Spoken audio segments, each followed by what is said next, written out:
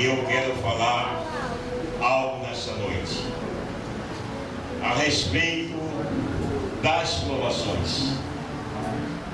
As provações que Deus permite que aconteça conosco, e cada uma das pessoas tem um tipo de reação.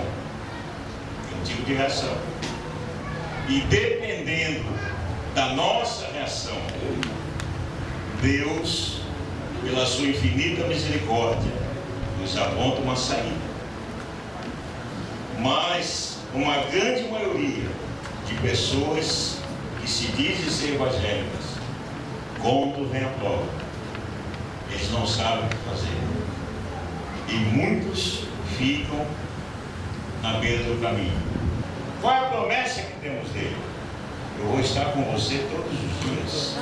Jesus falou isso. Até a consumação do século. Então ele está conosco, também no meio das provas, né? No mundo passarei por aflições, mas tem de bom ânimo, né? Mas pastor, ter bom ânimo na hora da prova, da aflição, querido, o Espírito Santo nos dá o refrigério. Aqui em Jó, capítulo 1 de Jó, do verso 1 até o verso 12, você vai entender, não é, o que aconteceu no passado com esse servo de Deus chamado Jó. E toda a Bíblia, do Gênesis ao Apocalipse, todos os assuntos que a Bíblia narra, quando fala de prova, de aflição, de luta, batalha espiritual, Deus permitiu no passado. E isso se tornou uma alegoria para nós hoje enfrentarmos de cabeça erguida, fazendo uma simples comparação. Deus não mudou. Hebreus 13:8 diz que Ele é o mesmo ontem, hoje e será eternamente. É verdade. E se Deus deu grandes livramentos para os seus servos do passado, nos dará também no presente e no futuro. Amém, igreja? Amém. Então aqui em Jó, capítulo 1, diz assim, acompanha comigo a leitura. Havia um homem na terra de Uz, cujo nome era Jó. E este era homem sincero, reto e temente a Deus, e se desviava do mal. E nasceram-lhe 7 filhos e 3 filhas. E era o seu gado 7.000 ovelhas, 3.000 camelos, 500 juntas de bois, 500 juntas de jumentas. E era também muitíssima a gente ao seu serviço, de maneira que esse homem era maior do que todos os do Oriente. E os seus filhos se faziam banquetes em casa, e cada um do seu dia, e enviavam e convidavam as suas 3 irmãs, e comiam e bebiam com eles. Sucedeu, pois, que tendo decorrido um turno de dias de seus banquetes, enviava a Jó e os santificava, e se levantava de madrugada e oferecia holocausto, segundo o número de todos eles. Porque dizia Jó: porventura pecaram meus filhos e blasfemaram de Deus no seu coração? Assim o fazia Jó continuamente. E vindo um dia em que os filhos de Deus vieram apresentar-se perante o Senhor, veio também Satanás a ele. E disse o Senhor a Satanás: observaste tu a meu servo Jó? Porque ninguém há na terra semelhante a ele, sincero e reto, temente a Deus, desviando-se do mal. Então respondeu Satanás ao Senhor e disse: porventura teme Jó a Deus de malte? Porventura não cercaste tu de bens a ele e a sua casa e tudo quanto tem? A obra de suas mãos abençoaste, o seu gado está aumentando na terra. Mas estende a tua mão e toca-lhe em tudo quanto tem, e verás se não blasfema de ti na tua face. E disse o Senhor a Satanás: eis que tudo quanto tem está na tua mão, somente contra ele não estende a tua mão. E Satanás saiu da presença do Senhor.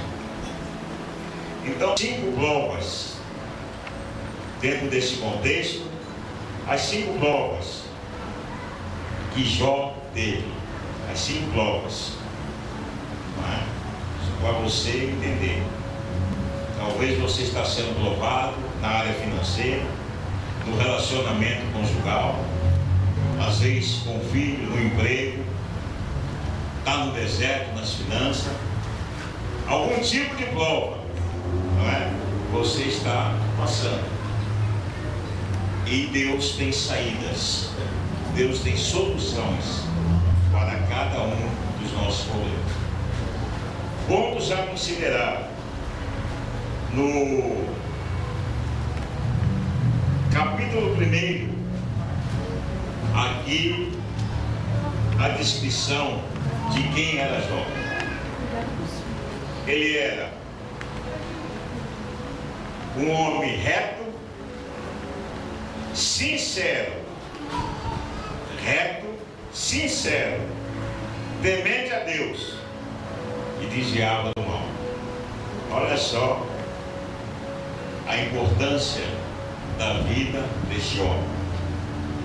No versículo de número 5, ele era um intercessor pela sua casa, pelos seus filhos. Sucedeu, pois, que tendo decorrido o turno de dias dos banquetes, enviava a Jó, santificava, se levantava de madrugada. Queridos, eis algum dos requisitos para nós permanecermos no caminho do Senhor: oração, intercessão, principalmente de madrugada. Quando você está naquele sono bem gostoso, 3 da manhã, 4 da manhã, né? Alguém esqueceu de apagar a luz e você não dorme de luz acesa, mas você não quer levantar para apagar. Está gostoso a caminha? Você está com cada vontade no banheiro. Acho que eu vou aguentar até 7, 8. Você não quer levantar. E quando às vezes o próprio Espírito Santo toca em você para interceder, traz de uma maneira clara, traga até o nome das pessoas, e você às vezes, né, deixa passar essa oportunidade de receber uma grande bênção. Então Jó fazia isso. Ele intercedia pelos seus filhos, ele se colocava na brecha, não é? Então, querido, ele teve, preste atenção se você quer anotar. Primeiro, perda de tudo. Perda de tudo. Fala para o seu irmão: você já perdeu tudo?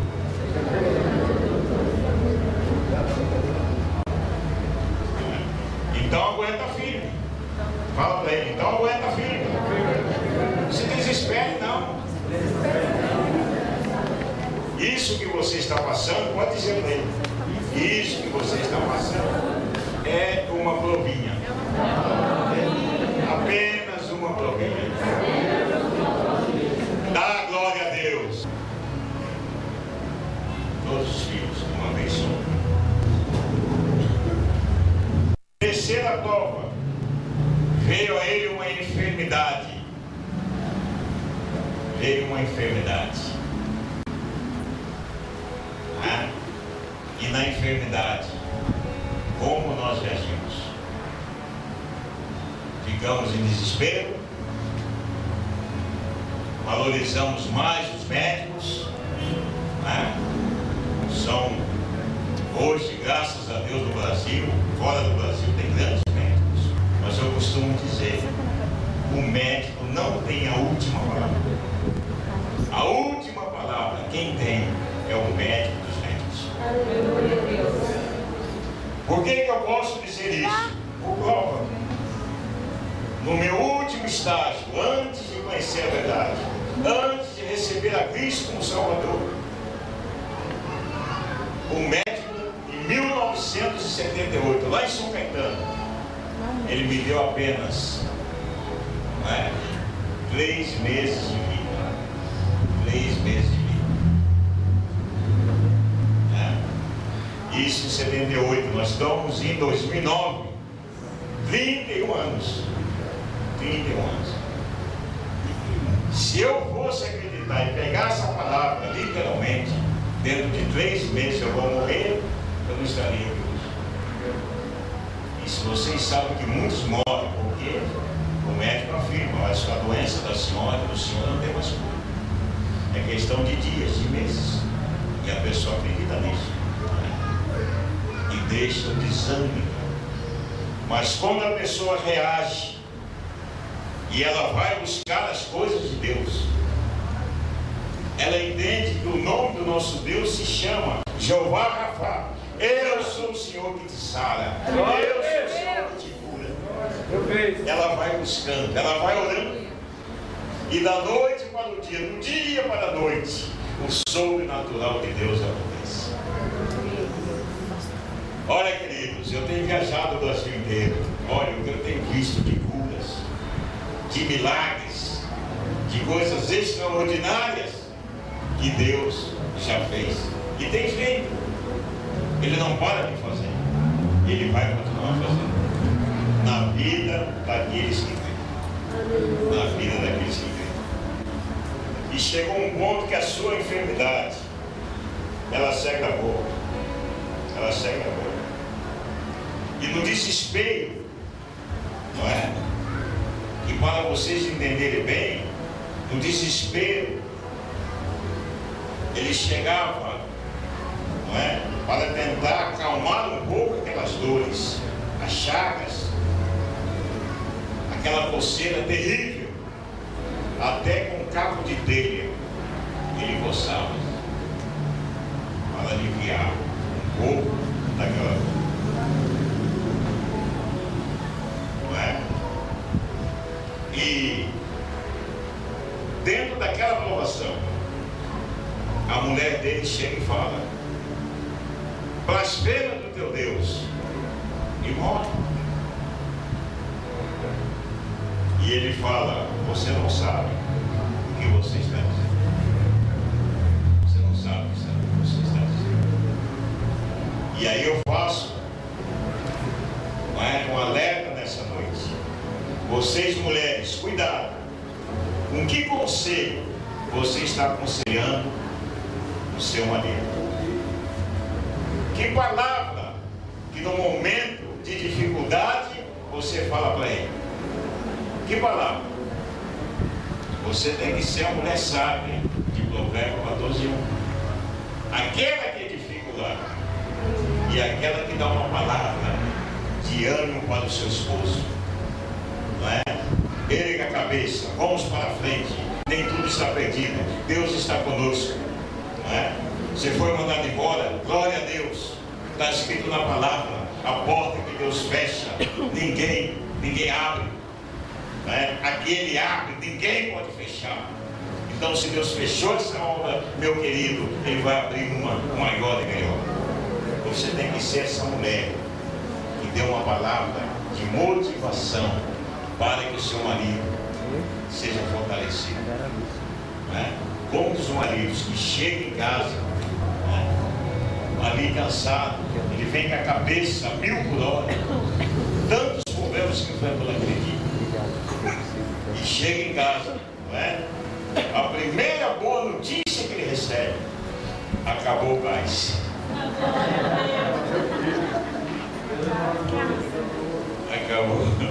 Acabou o gás. E boa notícia. Ali ele já fica ali com aquela tensão de trabalho, toda aquela preocupação. Aí o filho chega: pai, amanhã tem que levar um dinheiro na escola. Toda uma pressão.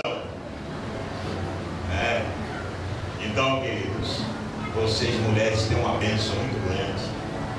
E vocês têm um discernimento, têm uma graça de Deus. para discernir nesses momentos, né? Como o teu amado está chegando, como o teu esposo está chegando, e você sabe a reação dele, você sabe. Mas esse homem de Deus, ele permaneceu fiel. Ele permaneceu fiel. Ele permaneceu fiel. É o segredo, querido. Permanecer fiel a Deus. Permanecer fiel. Certa vez eu estava pregando numa igreja de São Paulo, e eu estava usando na pregação toda justo aquele texto, não é? Quando Deus pediu, testou, provou a obediência, não é, de Abraão a respeito do seu filho Isaque. E Abraão foi até o Monte Moriá, né? E quando foi para imolar, matar Isaque, o anjo apareceu, não é? E falou: não, eu vi agora que tu és o servo fiel e obediente. E se chamou aquele nome até hoje, Monte Moriá, né? Jirê, né? Jeová Jirê, no monte da provisão. Ali Deus proveu o livramento, né? E o cordeiro ali que apareceu hoje tipifica, representa Jesus Cristo. Jesus Cristo. Quando João Batista viu Jesus, falou: eis o cordeiro que tira o pecado. Livramento.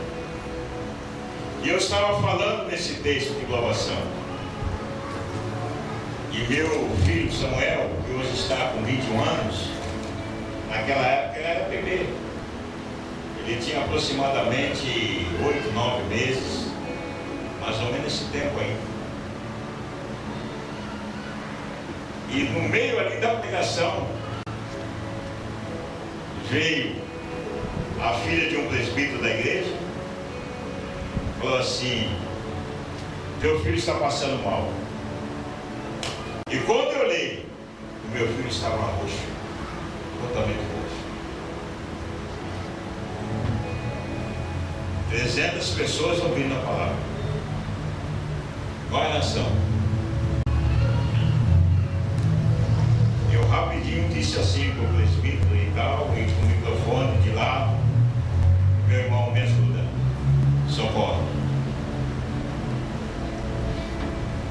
E em espírito eu disse: Senhor, ele está nas tuas mãos. E aí correram para depois pegar. E Deus deu a graça que eu precisava para levar aquela mensagem até o final. Porque na hora da prova, querido, que a nossa reação, ela vai mostrar quem nós somos. Eu não podia estar ali pregando, falando de prova, e naquela aprovação, fulano termina o culto e sair. Não. Como que ia ficar isso? Então Deus me deu graça. E essa graça que nós precisamos. Diga comigo: eu preciso de graça, de muita graça, para que diante das provações eu permaneça fiel ao meu Deus. Amém. Dê um aplauso para Ele.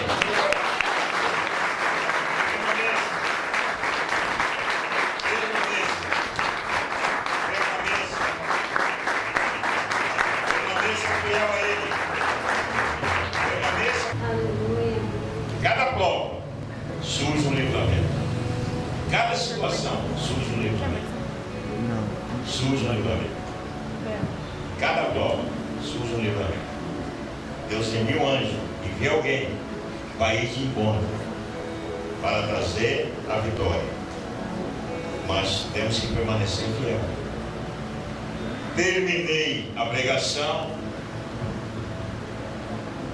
encerrei o culto. Algumas pessoas até se renderam a Cristo naquele dia. Foi completa a bênção. Quando terminou, me deram o relatório: olha, teu filho foi para o hospital e a tua esposa está com ele. Os irmãos, a liderança, pastor, qualquer coisa que precisar e tal, nós estamos aí. E só tem o nosso telefone, tem o celular, e eu fui para o hospital. E aí, quando eu cheguei, minha esposa mais ou menos assim, inquieta e tal, já tinha examinado ele. E o retorno médico foi esse: ele está suspeito de meningite. 8, 9 meses. Mas eu fiquei firme, né? E nós só vamos saber isso daqui a algumas horas, ou até amanhã cedo. E só tem o nosso telefone, tem o celular, e eu fui para o hospital. E aí, quando eu cheguei, minha esposa mais ou menos assim, inquieta e tal, já tinha examinado ele. E o retorno médico foi esse: ele está suspeito de meningite. 8, 9 meses. Mas eu fiquei firme, né? E nós só vamos saber isso daqui a algumas horas, ou até amanhã cedo. Ele vai permanecer no hospital essa noite. Eu olhei para a minha esposa e, nesse olhar, eu sabia que ela tinha que ficar e eu tinha que voltar para casa, porque eu vi a preocupação dela, né? A mãe sempre é mais preocupada, né? E o segredo é porque gerou ele, né? Ali, né, curtiu aquele bebê. Então, no olhar, eu falei: você fica, eu estou indo. Quer um copo de leite? Quer isso, quer aquilo, quer um lanche? Ah, quer um lanche. Busquei, comprei e fui para casa. Cheguei em casa, veio um quadro da preocupação, não é? E o quadro da preocupação para nós, humanos, ele vem sempre no negativo. Sempre no negativo. A gente só pensa mais negativo, só pensa no pior. Então, quando esses pensamentos vêm sobre nós temos que reagir orando, e em alguns casos até repreendendo, no nome de Jesus. E eu comecei a interceder. E uma das coisas que me ajudou e que te ajuda nesses momentos é o histórico de cada situação. Do meu filho eu tinha uma promessa, então me agarrei na promessa. Falei: Senhor, o Senhor prometeu, o Senhor deu até o nome. E eu comecei a orar, comecei a interceder. E de repente, nessas orações, eu adormeci. E quando eu despertei, já era quase 6 horas da manhã. Mas aí que eu fui, meu filho e minha esposa, mas eu estava em paz. Orei pela parte da manhã, peguei o carro e 8 horas eu cheguei ao hospital. Quando eu cheguei lá, ela falou: já ia ligar e tal, ele está de alta. Glória a Deus. Nós descemos, colocamos no carro, viemos para casa. Mas não acabou aí não, viu, queridos? Não acabou aí não. Ele veio para casa e ele já estava dando os primeiros passinhos. Já estava andando, segurando nas cadeiras, no lancinho, já estava, né? Naquele carrinho andador, já estava ali. Mas ele não quis andar. E eu fiquei bem preocupado. E aí pensei numa irmã, que eu não vou dizer o nome,